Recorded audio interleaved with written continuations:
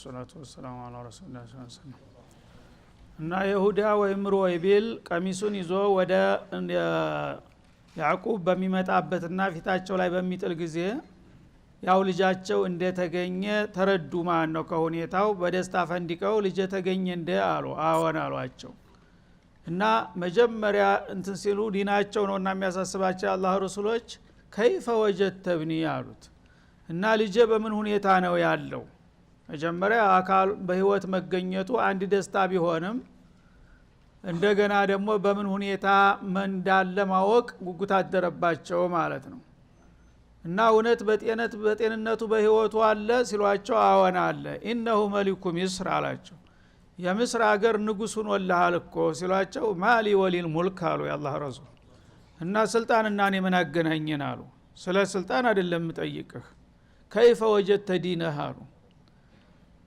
እና ምናልባት ስልጣን ዱንያ አታላይናትና ይሄማ አደጋ ነው አሉ በስልጣን ላይ ከሆነ ዲኑን ተነጥቆ እንዳይሆን ፈሩና ስልጣኑን ተወውና እኔ ስለ ስልጣን አይደለም ጠይቅህ ዲኑ በምን ላይ ነው ሲል ማ ኢነሁ ማዛለ ሙስሊመን አላ ዲኒ አባኢሂ ወአጅዳዲሂ አሉ አልহামዱሊላህ እና ባንተ ዲን ላይ ራሱ ብቻ ሳይሆን አገሪቱን በሙሉ በእስላም እየመራ ነው ብለው በሰሯቸው ማለት ነው እና አሁን እንግዲህ ችግሩ ሲደራረብና ሲረባረብባቸው እንዳልቆየ አሁን ደግሞ ደስታው ባጠፋው እየተደራረበና እየተሟላ መጣ ማለት ነው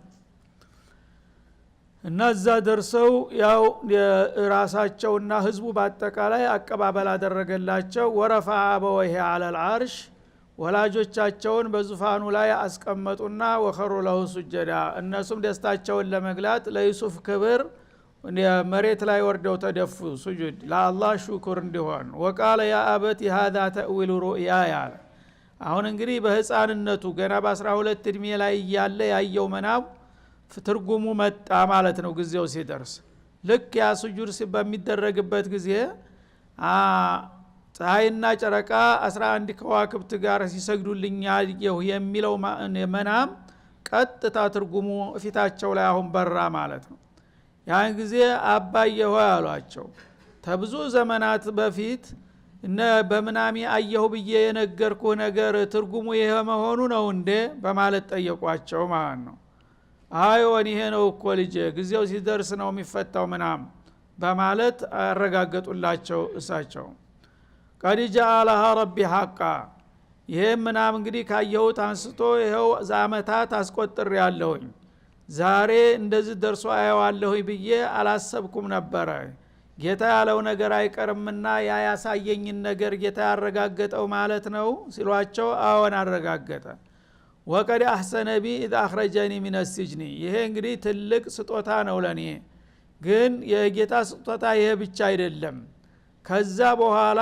ያላበሳዬ እስር ቤት ገብቼ ለአመታት ስማቅ ቆይቻለሁኝ ከዛ ተስፋ አስቆራጭ ከሆነው የእስር ቤት ህይወትም በሰላም እንዲወጣ አድርጎኛል አሉ ተዛ በፊት ግን ከዛ የባሰ ነገር ነበር እሱን ረሱ አላነሱም ለምን ተነ ህይወታቸው ጥልቅ ጉድጓድ ተገፍትረው ብዙ ቀናት ቆይተው ነበር ያችን ሊያነሱ አልፈለጉም ለምን ያችን ካነሱ እነዚህ ወንጀሉን የፈጸሙ ወንድሞቻቸው ይሸማቀቃሉና ማለት ነው ላተትሪባ አለይኩም ብለዋልና ወቀሳ እንዳይሆንባቸው ያንን ዋናውን አደጋ ተውና ተስር ቤት በሰላም ያወጣኝ ማለት ጀመሩ የከሪምነታቸው ማን ነው አልከሪም ኢብኑል ከሪም ታላቅ ሰው የሰውን ሞራል መንካት የማይፈልጉ ወንጀለኛ እንኳን ቢሆን ማለት ነው አሁን እንግዲህ በነህይወታቸው ጥልቅ ጉድጓድ ውስጥ ተወሩረው አንዳንዶቹ 7 ቀን ድረስ ነው እዛ የቆዩት ይባላል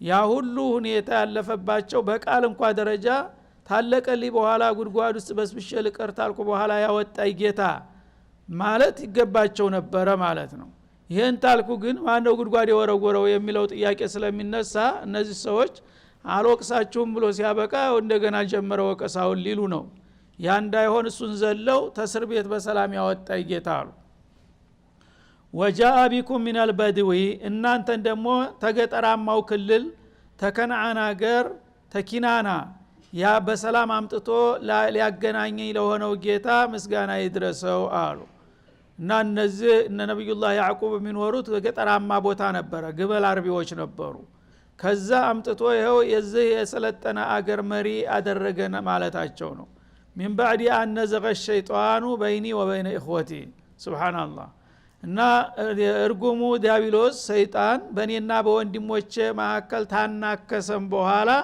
ያ ሁሉ ችግር ተወገደና ለዚህ በቃን አሉ አሁን ወቀሳው በወንድሞቻቸው ላይ መሆኑ ቀርቶ የፈረደበት ሰይጣን ሆነ ተወቃሹ ማለት ነው እና ሰይጣን በእኔና በወንድሞቼ መካከል ሲያበጣብጥ ከርሞ በመጨረሻ አልተሳካለትም ሁላችንም ተስማማን ችግሩ ተወገደ ብለው ወቀሳውን ለሸይጣን ደስታውን ለወንድምና ለቤተሰቦቻቸው አደረጉ ማለት ነው ብልህ ሰው እንደዚህ ነው እና አንድ ሰው ይጋጫል ከቤተሰብ ጋር ያን ጊዜ የታባ ካንተ አንድ ያርገኛል እያልክ በያጋጣሚው ታነሳ ሁሉ ጊዜ ቁስል እየቀረፈትክ ነው የምትሄደው ማለት ነው ያው የሸይጣን ነበር እንዲህ ያደረገን አልহামዱሊላህ ሸይጣን አሁን ከሽፎበታል እኛ ወትሮውን ሰው እንዲማማሽ መጠላት የሌለብን ሰዎች ነን ካልክ ግን ከልብ ይሽራል የነበረው ቅረታ ማለት ነው ሸይጣን ወትሮውንም ያው ራሱን አጋልጧልና ለዚህ ችግር ማንንም ወንጀል በተፈጸመ ቁጥር በሱ ማመካኘት ያለ ነገር ነው ወበይነ እخوتي በኔና በወንድሞቼ መካከል ሰይጣን ሲያበጣብጠን ከቆየ በኋላ እንዲህ አይነት ብሩህ ህይወት ይመጣል ብለን ሳንጠብቀው አላህ ለዚህ አበቃን እና ያ አላህ ውለታ አንድ ሁለት ተብሎ የሚቆጠር አይደለም እያሉ ለጌታቸው ምስጋና ያስጎደጉዱ ጀመር እነ ረቢ ለጢፉ ሊማ የሻ የኔ ጌታ የፈለገውን ነገር ለማስፈጸም የህክማው ብልሃቱ የረቀቀ ነው እንግዲህ ሰዎች ይሆናል ብለው የማያስቡትና የማይገምቱትን ነገር በቀላሉ ያሳካዋል እሱ ሲፈልግ ማለት ነው والله غالب على امره እንደተባለው انه هو العليم الحكيم አላህ በሁሉ ነገር አዋቂ ነው በእውቀቱም ደግሞ በጣም በጥበብ የተሞላ ነውና እኛ ከዛ ሁሉ ጥንቅጥ ወተን ለዚህ አይነት መሰባሰብና ሙላተ ጉባኤ በተሰብ ሙላተ ጉባኤ ይሰምራል ብለን ያሰብነው ነገር አይደለም እሱ ታለ ግን የፈለገውን ነገር እንዴት አድርጎ እንደሚያሳካው ያውቃል ጥበቡም የተሟላ ነውና ለዚህ አበቃን በማለት ጌታቸው ያዋለላቸውን ውለታ ማንጸባረቅና ለሱ ምስጋና መመለስ ማወደስ ጀመሩ ማለት ነው ተዚያ በኋላ ለ24 አመታት አባታቸውና ከመላው ቤተሰባቸው ጋራ በደስታ በስልጣን ላይ ቆዩ በግብጽ ሀገር እና አባታቸው ጋር ሳይገናኙ በፊት ወደ 26 አመታት ነው እንግዲህ ተለያይተው የቆዩት ከዛ በኋላ 24 አመታት ደግሞ አባታቸው ጋራ በደስታ ቆዩ በ24 አመታት ሽማግሌው ሞቱ በሚሞቱ ጊዜ አባቴ ጋር ቅበረኝ ብለው ኑዛዜ አድርገው ነበር ኢስሐቅ ነብዩላህ ኢስሐቅ ጋር ማለት ነው እዛ እንደገና ትውልድ ሀገራቸው ያው ነብዩላህ ዩሱፍ ራሳቸው አስከሬናቸውን ጭነው አባታቸውን በኑዛዜው መሰረት አያታቸው ኢስሐቅ ጋር ቀብረው ተመለሱና ለ23 አመታት ደግሞ እንደገና በስልጣን ቀጠሉ ከአባታቸው ህልፈት በኋላ ማለት ነው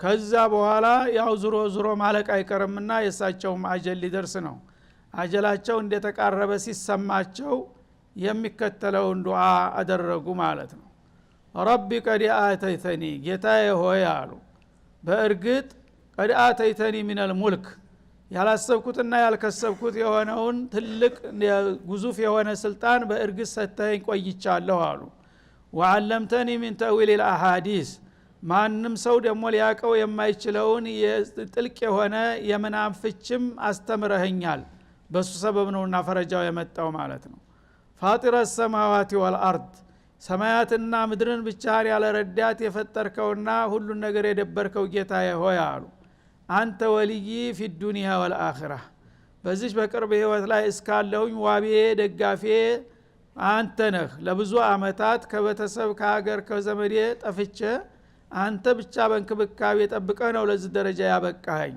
በአኺራም ይሄንን እንክብካቤህን እንዳታቋርጥና እንዳትነፍገኝ አሉ ተወፈኒ ሙስሊማ ሱብሃንአላህ እንግዲህ ካሁን በኋላ የዱንያ ጉዳይ እያለቀ ነውና የሚያሳስበኝ ዱንያን ትቻት ለሄድ ነው ወይ ስልጣን ሊቀርብኝ ነው ወይ ማለት ሳይሆን እስላምን ኢማኒን ይዤ እንዲሄድ ያስችለኝ ብዬ ነው መለምነህ አሉ ይሄ ነው የአላህ ወዳጆች የሚያስጨንቃቸው ማለት ነው በዛ አይነት ስልጣን እንግዲህ ተደራሎ የኖረ ሰው እድሜው ሲገባደድና ሞት ሲሰማው ያሳዝነዋል ይሄን የመሰለ የተሟላ ቦታ ትቶ መሄዱ ግን እሳቸው ለዱንያ ምንም አላስብም አልহামዱሊላህ ካሰብኩት ተገመትኩት በላይ አንበሻብሻኛል አሁን ግን ኢማኔን ሙስሊም ሆኜ እንዲሞት ነው የምለምንህ ወአልሂቅኒ ቢሷሊሂን በወዳጆች በደጋጎቹ አበዎች ወደነሱ ወሰድና ቀላቅለኝ ካሁን በኋላ ወደ ያዕቆብ ወደ ኢስሐቅ ወደ ኢብራሂም እንድትወስደኝ ይፈልጋለሁ በሰላም በኢማን ላይ ያለው በማለት ጌታቸውን ለመኑ ማለት ነው በዛ መሰረት እንዳሉት ዱንያውም አኺራውም ተሳክቶላቸው ሊሄዱ ቻሉ እና በዚህ እንግዲህ የዩሱፍ ቂሷ ይጠቃለላል ከዚህ በኋላ አላህ Subhanahu Wa Ta'ala ይሄን ቂሷ ለምን እንዳመጣው ተዕቂብ ያደርጋል ማለት ነው በመቀጣዮቹ አያቶች ይሄንን የዩሱፍን ቂሷ በተሟላ መልኩ ከመነሻ እስከ መድረሻው መደዳውን ተራውን ጠብቆ ያቀረብኩልህ ለምንድነው ለሚለው ጥያቄ መልስ ይሰጣል ነብዩ መሐመድ ذلك من انباء الغيب نوحيه اليك ይሄ ወንድምህ የዩሱፍና የበተሰቦቹ ታሪክ ይላል እኛ ሩቅና ድብቅ ከሆነው እንቆ የታሪክ ማህደር ነው ቀንጭበን አምጥተን የነገርንህ ይላል አላህ Subhanahu Wa Ta'ala وما كنت لديهم እኛ ባንነግርህ ኑሮ በዩሱፍና በበተሰቦቹ መካከል አብረሃል ነበርክም አንተ ተየት ታገኘው ነበር اذا اجمعوا امرهم እነዛ መቀኛ ወንድሞቹ በዶለቱና በተስማሙ ጊዜ ዩሱፍ ከኛ የበለጠ በአባታችን ዘንዳ ተወዳጅና ተከባሪነት ያገኘ ነውና ይሄ ልጅ አንድ ነገር ካላደረግና አባታችን እኛን ዞር ብሎ ያየንም ይያሉ ሲዶልቱና ሲያሰሩበት በዛ ቦታና በዛ ጊዜ አንተ አልነበርክ መሐመድ ማን ነገረ ይሄንን ባላሳውቅህ ኑሮ ይላል አላህ ለነብዩ የዋለላቸውን ውለታ መጠቆሙ ነው እንግዲህ በብዙ ሺህ አመታት የሚቆጠሩ ዘመናት አልፈዋል የዩሱፍና ነብዩ መሐመድ መሐከል ማለት ነው በዛ ጊዜ እንግዲህ አብሮ እንኳን በአካል የተገኘ ሰው ይሄን ነገር ቢያይና ቢሰማ ይሄን ያህል ዘመናት ካለፈ ይረሳዋል ባይን እንኳን ያየ ሰው ማለት ነው አሁን ግን ትኩሱን ጧዘጁን እንዳለ ከታሪክ ማህደር አውጥቼ የዩሱፍንና የበተሰቦቹን ቂሷ ልክ አብረህ እንደነበርክ ወይም ከዛ በላይ አድርጌ ነው የገለጥኩልህ ይሄ ምንድነው የሚያሳየው ኢነከ ለሚነል ሙርሰሊን አንተ የአላህ መልእክተኛ ከዩሱፍም በላይ አላህ የመረጠህና የወደደህ ሰው መሆንህን ያመለክታል እነዛ የዩሱፍ ምቀኞች የሆኑት ወንድሞቹ اذ اجمعوا امرهم وهم يمكرون ዩሱፍን በአንድ ወይም በሌላ መልኩ ማጥፋት አለብን ዩሱፍ ታካባቢ ካልተሰወረ በስተቀር አባታችን እኛን እንደ ልጅ አላየንም እንዴት አድርገን እናጥፋው እያሉ ሲዶልቱና ሲያሰሩ አንተ ዛ አካባቢ ነበርክ እንዴ ከየት አገኘው ይሄን ዜና ኢላላ አላህ Subhanahu Wa Ta'ala እኔ ስለነገርኩህ ግን በቀጥታ የተፈጸመውን ነገር ይሄው ልትነግረና ልታስረዳሽ አልክ ወማ አክሰሩ الناس ولو حرصت بمؤمنين ግን አብዛኛዎቹ የሰው ልጆች እንደዚህ ጥልቅ የሆኑ የታሪክ ምስጥሮችንም እየነገርካቸው ይሄ ሁኔታ ከጌታ የመጣለ መሆኑ የማያጠራጥር ሆኖ ያለም ብዙዎቹ ያልታደሉት የሰው ልጆች አንተ የአላህ መልእክተኛ በመሆንህ አያምኑም አይስማሙም ይሄ ራሱ በቂ ነበር ላንተ ነብይነት ማለት ነው እንግዲህ አንድ ሰው በሀገር በዘመን በጎሳ በቋንቋ የማይገናኙ ታሪኮችን እንዴት አድርጎ ነው ሺህ አመታቶችን አልፎ እንዲህ አድርጎ ታሪክ ሊያቀርብ የሚችለው ይሄንን ረብል ዓለሚን ባይነግረው ኑሮ ለነብዩ መሐመድ ከየት ሊያመጣው ይችል ነበር ስለዚህ ይሄንን ለመንገር መቻሉ እንደገና በሌሎች እምነት ተከታዮችም የተደገፈ ነው ተውራት በደንብ ነው ይሄንን ታሪክ የሚያቀርበው ማለት ነው ልክ እንደ ቁርአን ኢንጂልም ላይ እንደዛው ተጠቅሷል ሌሎችም ባፈ ታሪክ በሙሉ አህለ ክታቦች ያቁታል ይሄን ቂሷ ማለት ነው ውሸት ነው እንዳይባል ግን ሁሉም ተሚያቀርቡት የበለጠና የነጠረ አድርገው ነው ያቀረቡት ነብዩ መሐመድ አለይሂ ሰላቱ ወሰለም ይሄን ነገር ታዲያ እኔ ባልነግርህና ባላስተምርህ ኑሮ ከየትህ ታመጣው ነበረ በጊዜው አልነበርክ ያይነ ምስክር አልነበር ወይም ደግሞ ቋንቋቸውን አጣውቅ መጽሐፋቸውን አንበህ ነው እንዳይባል እኔ ባልነግርህ ከየታገኘው ነበር ይሄ ራሱ ወሳኝና የማያወላውል ተጨባጭ ማስረጃ ነው ላንተ ኑቡዋ ግን እንዳለመታደል ሆኖ ወማ አክሰሩ الناس ولو حرصت بمؤمنين አብዛኛዎቹ የሰው ልጆች አንተ እንዲያምኑ ብትጓጓና ብትጥርላቸውም እንደተመኘኸው የሚያምኑ አይደሉም ልግሞኞች ናቸውና ባይሆን ኑሮ ግን ይሄ ራሱ ያንተ ነብይነት በማያጠራጥር መልኩ ያረጋግጣል አላቸው። ወማ ተስአሉሁም ዐለይሂ ሚን አጅሪን አንተ ደግሞ ንቡዋህን በምትነግራቸው ጊዜ የአላህን መልእክትና ፍቃዱን ላስተምራችሁ ከጌታችሁ ላስተዋውቃችሁ ነው እንጂ ያልከው ይህንን የግል ጥቅምህን ልታበስልበት እንዳላመጣ ያወቃሉ። ደግሞ ምናልባት ይሄን እናንተ ማታቁትን ሚስጥር ካስተማርኳችሁ የአገልግሎት ስጡኝ ደመወዝ ክፈሉኝ ብትላቸው ኑሮ አይ ለራሱ ጥቅም ብሎ ነው ብለው ለማመካኘት በተመቸ ነበር። አንተ በነፃ ነው የምታገለግላቸው። ምንድነው ምክንያቱ የማይቀበሉበት? ኢንሆ ኢላ ዚክሩ ሊልዓለሚን ኢኒል መቅሩኡ ቢሊሳኒክ በአንተ አንደበት የሚነበበውና የሚቀረበው የረበል ዓለሚን ወህይ እነሱ እንደሚሉት የግል ጥቅም የሚፈራበት ነገር ሳይሆን ተረበል ዓለሚን ለህዝቦች የተቸረ ጸጋ ሆኖ እያለ በነፃ ይህንን የመሰለ አስገራሚ ወርቃማ ታሪክ እየነገርካቸው እነሱ ግን ያለምንም ምክንያት ለምን ለመበለጠን በሚል በመቀኝነት ያው የዩሱፍ ወንድሞች እሱን እንደተመቀኙት ያንተም ጎሳዎች ለምን በለጠን ብለው ነው እንጂ አንተን እንዳይቀበሉ የሚያደርጋቸው ምንም ምክንያት የለም። አንድ ሰው ለየት ያለ እውቀት ተሰጦ ኑሮት ህዝቦችን ለሚያሰለጥንበት ጊዜ ያ የእውቀቱን ጠቃሚነትና አስፈላጊነት ሰዎችን ታስተዋወቀና ታቀመሳቸው በኋላ ጨውጨው ሲላቸው በሉ እንግዲህ ይህችን ነገር የምትጠቅም ከሆነች ካሁን በኋላ በነፃ ላስተምራችሁም በወር ይህን ያህል መክፈል አለባችሁ ይላል ቀስ ብሎ ማለት ነው። ያ ሸቀጡን ታስተዋወቀ በኋላ የዛ ጊዜ ለካ ለዚህ ለራሱ ጥቅም ብሎ ነው እኛን ይህችን ነገር ያቀመሰን ብለው ሰዎች ኢትሃም ያረጉታል። የዛ ጊዜ ሰዎች እንዳይቀበሉ ለመክፈል ችሎታ ያለው አይ ይሄ ነገር ጠቃሚ እስከሆነ ድረስ ከፍየም ቢሆን መማር አለብኝ ይላል። ጭራሽ አቅም የሌለው ግን አይቅርብኝ እኔስ ምን ታይታም ተቸከፍላለህ ይልና በዚህ ምክንያት ወደ ኋላ ይረግጣል ማለት ነው። ግን በነፃ አስተምራቸዋለሁ እስተመጨረሻው ታላ አንዲ ሰው ያ ትምህርቱ ደግሞ ጠቃሚ መሆኑ ከታመነበት የማይቀበልበት ምን ምክንያት አለ? ምንም ምክንያት የለም። ሰዎች ግን ምንም ምክንያት ሳይኖራቸው ለምን በለጠን በሚል ስሜት ብቻ አንተን ሊቀበሉ አይፈልጉም። ቅንነት ቢኖራቸው ግን የማይቀበሉበት ምክንያት የለም። አንተ ይሄን ያህል እየጣርክላቸው ይላል ማለት ነው። ወካይ ሚን አየቲን ፊ ሰማዋቲ ወልአርድ ይላል። ሰዎች እንግዲህ የሚጠቅማቸውን ነገር ከወገናቸው መቅሰም እየቻሉ መመቅኘትና መለገም ዛሬ አይደለም የተጀመረው። ታውን ቀደምም ስንትና ስንት ነው ተአምር ያለፈው በዚህ ምድር ላይ ይላል።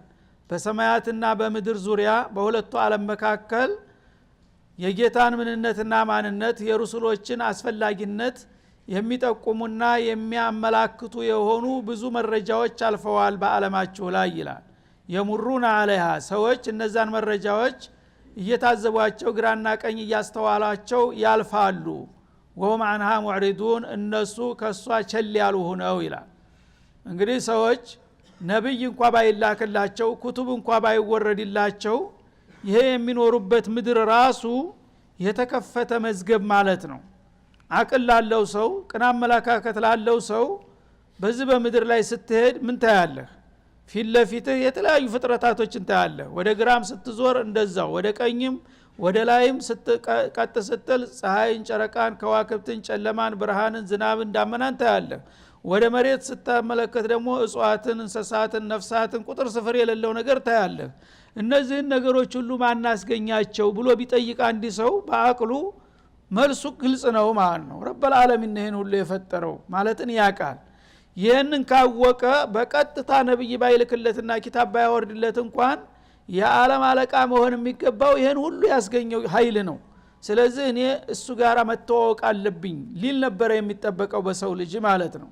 ግን ልግመኛና ሸረኛ ከመሆኑ የተነሳ እነዚህ ሁሉ የተፈጥሮ መረጃዎች ታይተው እንዳልታዩ ሙዕሪዲን ዝም ብለህ ቸል ብለህ ዶሮ ጀሮ አባልበስ ብለህ የምታልፋቸው ይሆናል ማለት ነው። ከዛ በቋንቋ በቀጥታ የሚነግርህና የሚያስተምርህ ወንድም ሲነሳ ደግሞ ኢነማ አንተ በሸሩ ሚስሉና አንተ የኛው ቢጤ ሰው አይደለም እንዴ? ከየት አመጣኸው? ታንተ የበለጠ ሰው ስንት ሞልቷል ባላባት ባለጸጋ ይልሃል ማለት ነው። ኪታብም ይዞ ከመጣልህ ወለው ሽና ለቁልና ሚስለ هذا ትላለህ። እኛ ምንፈልግ እንዳንተ ዜማ መቀባጠር ያቅተንም ነበረ ባካታች በርብር ይልሃል ማለት ነው። ይሄ ሁሉ የልግመት ውጤት ነው ማለት ነው። ሰዎች ቅንነት ቢኖራቸው ግን በቀጥታ ነብይ ባይላክና ኪታብ እንኳን ባይወረድ በዙሪያ ያለው ካኢን ራሱ የአላህን Subhanahu Wa Ta'ala አዘማና ክብር የሚጠቁምና የሚያስተዋውቅ ነበር።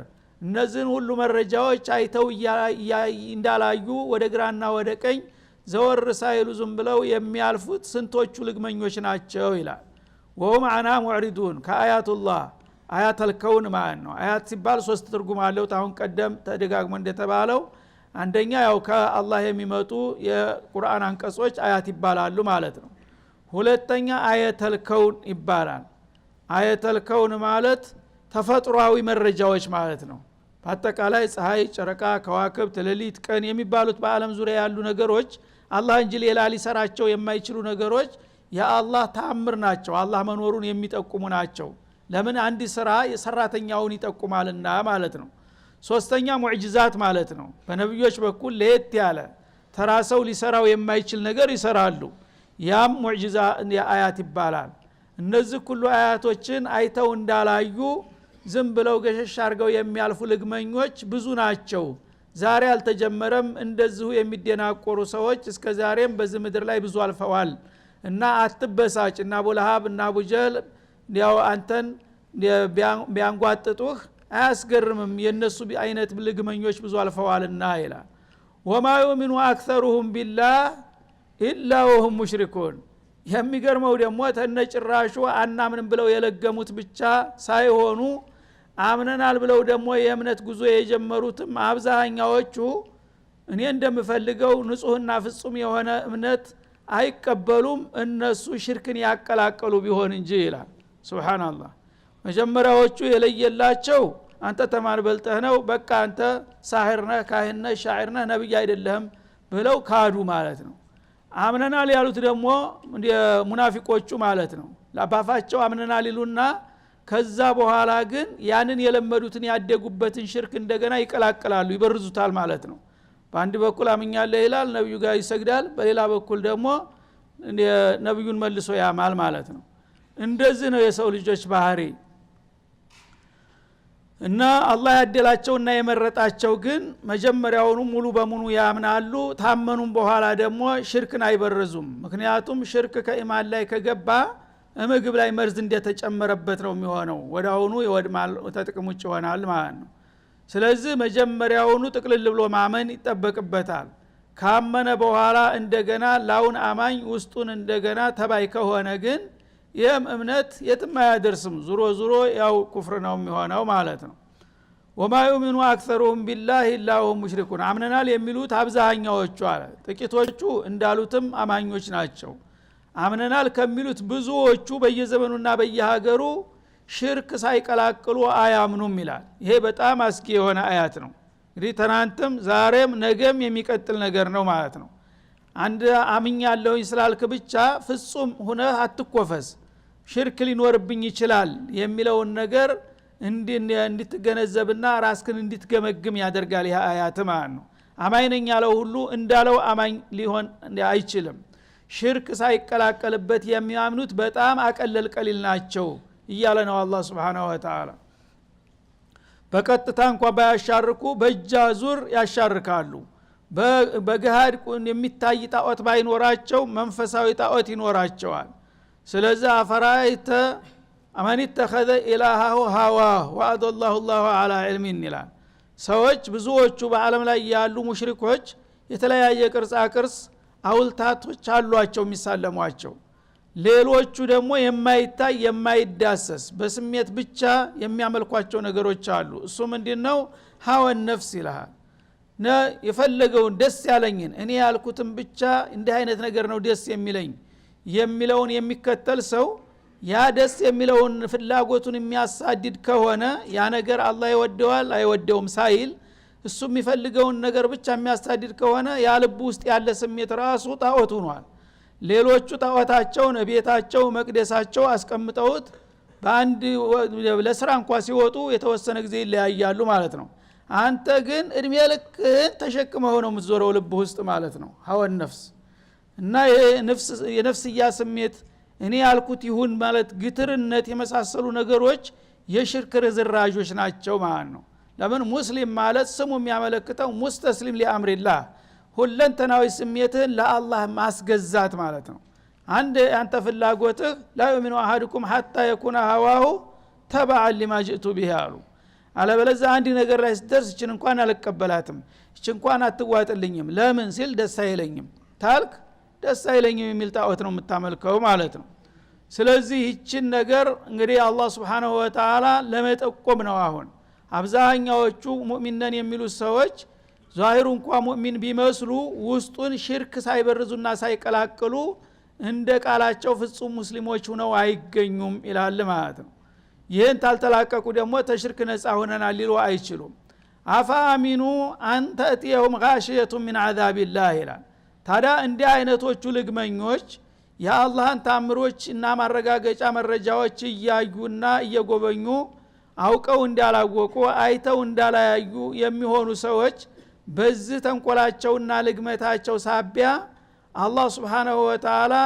እነሱን የሚያጠቃልል የሆነ ቅጣት እንዳያመጣባቸው ምንድነው መተማመኛቸው ይላል ጋሽየቱ ምን አዛቢላህ ማለት ዙሪያውን ከቦ መፈናፈኛ የማይሰጥ አደገኛ ቅጣት አውርጄ ባጠፋቸው ምን መከላከያ ያላቸው ከኔ እንዴት ሊደበቁ ይሞክራሉ ማለት ነው ሰውን ማታለል ይቻላል ፍጡር ነውና ግን እኔን ተላይ አምነናል ብለው እየሰገዱ እየጾሙ እንደማንኛውም ሙስሊም በሌላ በኩል እንደገና ሽርክ የሚያስተናግዱና ተንኮል የሚያራምዱ ከሆኑ በዛ በተንኮላቸው ሳቢያ እነሱን ልክ እንደ ማዕበል መጥቶ የሚያጥለቀልቅና የሚሸፍን ቅጣት ባመጣባቸው በምንድነው የሚተማመኑት እስቲ እንገሩኝ ይላል አውጣት የሁም ሰዓቱ በግታ ወይም ደግሞ ቂያማ ቀን ድንገት ሳያስቡት ዱብ ብላ ብትይዛቸው ምን መከላከያ ያላቸው ወሁም ላ ይሽዑሩን እነሱ ይሄ ነገር ይደርሳል ይከሰታል ብለው ባላሰቡና ባልጠበቁት መልክ ወይም የግል አደጋ ባወርድባቸው እንደነቀውሙ እንደነተሙዶች ማለት ነው ወይም እንደነቀውሙ ነው እንደነቀውሙ ሉጥ ባረጋቸው በተፈጥሯዊ አደጋዎች ወይም ደግሞ ቂያማ መጣ እነሱ ለብዙ ዘመናት እንኖራለን እያሉ ሲያስቡ ድንገት ተስፋቸውን ብታከስመው ምን መከላከያ ያላቸው ሲል ይጠይቃል ወሁም ላ ይሽዑሩን እነሱ እንዲህ አይነት ነገር ይደርሳልና ይከሰታል ብለው ሳይሰማቸው ውል ሳይላቸው አደጋ አምጥቼኮ ወዳውኑ ባጭር ልቀጫቸው ይችላልሁኝ ይህ መተማመኛ ያላቸው ከሆነ ጥሩ ይቀጥሉ ካልሆነ ግን ጠንቀቅ ማለት ይበጃል ማለቱ ነው هذا صلى الله وسلم على النبي وعلى اله